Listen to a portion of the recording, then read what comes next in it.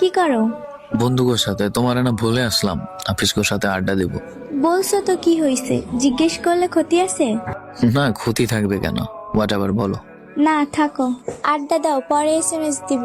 ঠিক আছে, টাটা। আচ্ছা টাটা।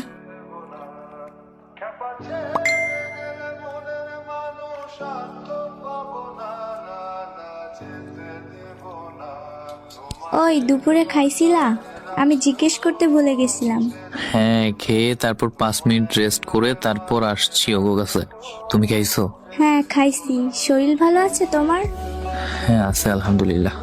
তুমি সুস্থ তো? হ্যাঁ। আচ্ছা বাই, তোমারে বিরক্ত করি? কাজই বিরক্ত করার, কি আর করবা। বলছে তোমারে। যাই হোক, বাই। ওকে।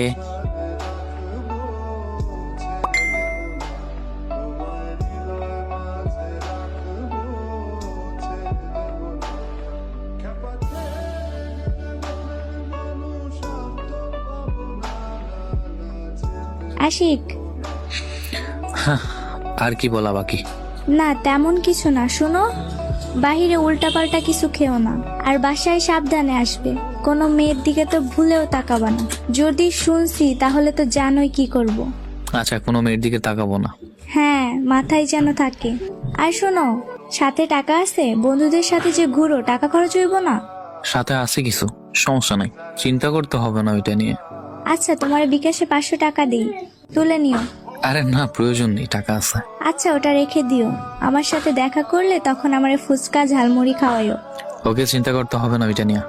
তাহলে আড্ডা শেষ করে বাসায় গিয়ে আমাকে SMS করবা, নয়তো টেনশন করব। ঠিক আছে, বাই। Allah Hafiz. কেয়ার করার ক্ষেত্রে মেয়েরাই সেরা। স্বার্থহীনভাবে ভালোবাসার ক্ষেত্রে ছেলেদেরকে টপকে যাওয়া সম্ভব নয়। ভালোবাসা সুন্দর যদি একজন আরেকজনকে বুঝতে সক্ষম হয়। ভালোবাসা সুন্দর যদি দুই প্রান্তে মানুষটি সঠিক হয়। বাসায় সাবধানে যাবে এবং গিয়ে আমাকে SMS দেবে। এই কথাটা শোনার জন্য ভাগ্যের প্রয়োজন। বেঁচে থাকুক পৃথিবীর সকল সত্য ভালোবাসা। বেঁচে যাক মিথ্যা শহরের মিথ্যা ভালোবাসা।